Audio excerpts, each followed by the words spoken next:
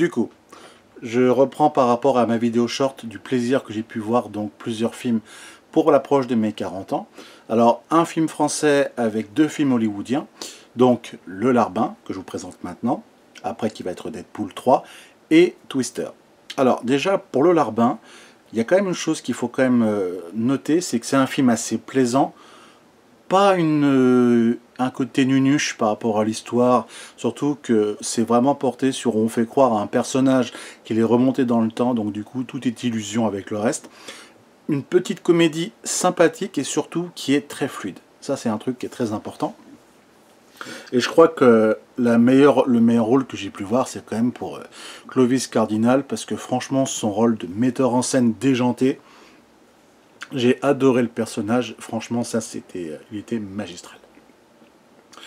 Cad est assez simple dans le domaine du jeu, il y a beaucoup d'humour et surtout beaucoup d'une certaine romance avec un petit côté justement sentimental qui n'est pas justement nièvre, et ça m'a plu énormément. J'aime bien le défilement de ce film, et ce que j'ai surtout apprécié, c'est qu'on n'est pas dans le banal des films français classiques. Et je fais la micro-parenthèse parce qu'il y a actuellement, comme certains sans doute comprennent pas trop le sujet sur le plan politique, mais vous savez que Bolloré, qui est pourtant l'actionnaire majoritaire et big patron de Canal, de C8 et compagnie, auquel on a retiré sa chaîne, c'est quand même celui qui finance majoritairement une grande partie des films français. Comme Le Comte de Monte Cristo qui est actuellement dans les bacs, comme d'autres films que certains ont pu voir récemment. C'est quand même le multimilliardaire, on va pas se mentir, qui fait des films de haute qualité pour sa prestation et qualité auquel sa participation joint avec M6 et compagnie et puis Ciné Plus font dans le domaine du cinéma français une grande œuvre d'art, de films riches en qualité. Et moi ce qui me fait peur, c'est que si on lui fait ces trucs qui donnent moins de bifton, et c'est vrai que les films français sont jamais souvent, on va dire, mis avec de gros moyens. Quand tu vois un bon best, comme là actuellement Le Comte de Monte Cristo avec Pierre Ninet, moi j'ai l'impression que ce genre de film, tu n'en as que à peine une fois tous les 2 ans où il y a un truc qui sort.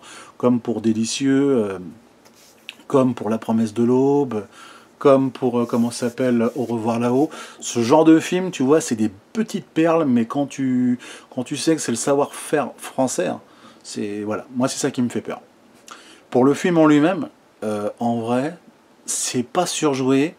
C'est mis vraiment des moyens sur le plan historique, avec le petit foutage de gueule sur le plan numérique, comment tu captures le mec pour le piéger au maximum du truc. Le lavage de cerveau parce que le mec y croit, parce qu'il se fait bouffer justement, parce que c'est psychologique. Tu te dis, ok, admettons sur le concept de l'histoire. Franchement, Le Larbin, c'est un film qui mérite votre attention. Alors, je pense pas qu'il va peut-être faire le buzz, parce que c'est vrai que beaucoup espèrent toujours tout plus dans les films français. C'est rare de voir un film qui dépasse les 100 000 entrées, on va pas se mentir. 100 000, c'est ce qui paraît maintenant être le record actuel en 2024. Moi, j'aimerais bien qu'il fasse quand même un bon 500 000, 1 million, parce que franchement, cette comédie m'a plu. Je vous le dis honnêtement, je la prends en direct dans la collecte.